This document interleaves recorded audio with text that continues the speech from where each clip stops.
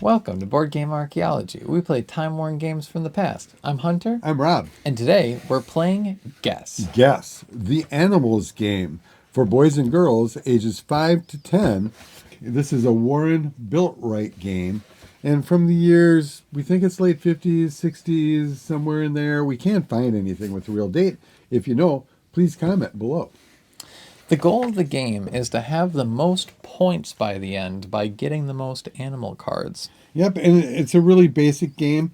The board itself is the pictures of the animals. Then there's a square part of the board that's for the cards. It comes with the decks of cards, which all these animals are on. I think there's like 4 each. They all have their own point score.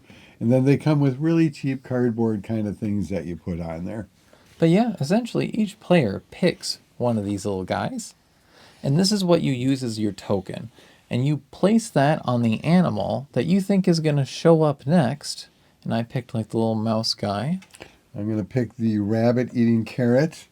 And then that round, you place down one from each pile, and if you have any that are matching, you would take it. In this situation, neither of us take it. Yep. So it kind of works that way. You can't put 2 players on the same piece, and you can't go the same character on each turn. And if you're a card counter, you can figure this one out because there's 4 of each cards. And one thing we haven't said yet is there's points per card. So like this card, the panda bear has 3 points. The elephant has 4. The pig has 2. So those come in really handy at the end of the game.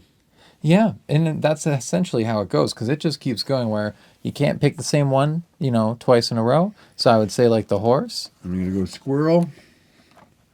Lion. Not lucky. Oh, Oh, you but got since a horse. I got the horse, I would get to take this, which is 3 points in my pocket. Yep. And it would just keep going until you have your last 2, because there's an unbalanced number. So like at the end, you'd be flipping 2 cards instead of 3. Yep, and that's the end of the game. And then when you're done, you take your cards and you count the points that are written up here, and that's it. And whoever has the highest score wins. The fun thing is once you know the points and who's got high points, I would be putting them on all the high point ones, at least right away. So that could be something you'd want to teach kids. I don't think 5 and 10-year-olds are going to pick up on the points part of it until after they get their butt kicked once or twice. Yeah, once you figure out that, like, I think the mouse is like 1 point. I know the pig is 2.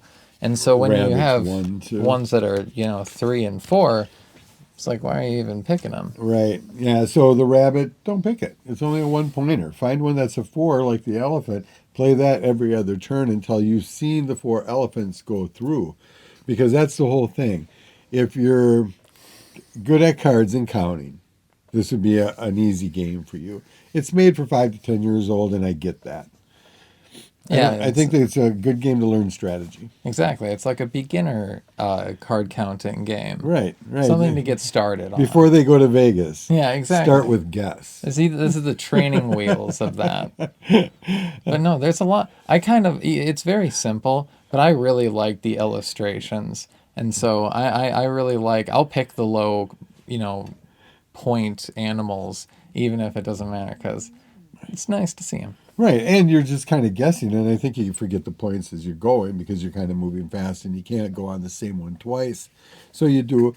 I like the art. The art is very clean, very that 50s, 60s kind of style, very clean and open.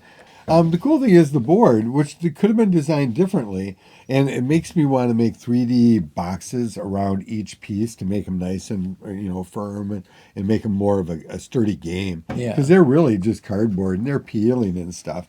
So I can see having to take some white glue and some little brackets and tightening these up. 'Cause it's a fun game, and I think that's one you've got to hang on to. Yeah, definitely. Like from this era, I'm really liking like the illustrations, and the instructions are on the side of the box. Literally right here. And that's something that we're always going to be praising. And all this is telling you to take these cardboard pieces off of the little clipper thing inside. And that's it. I mean, it's a very, very simple game. A very quick game to get started and get going with cool artwork and good graphics.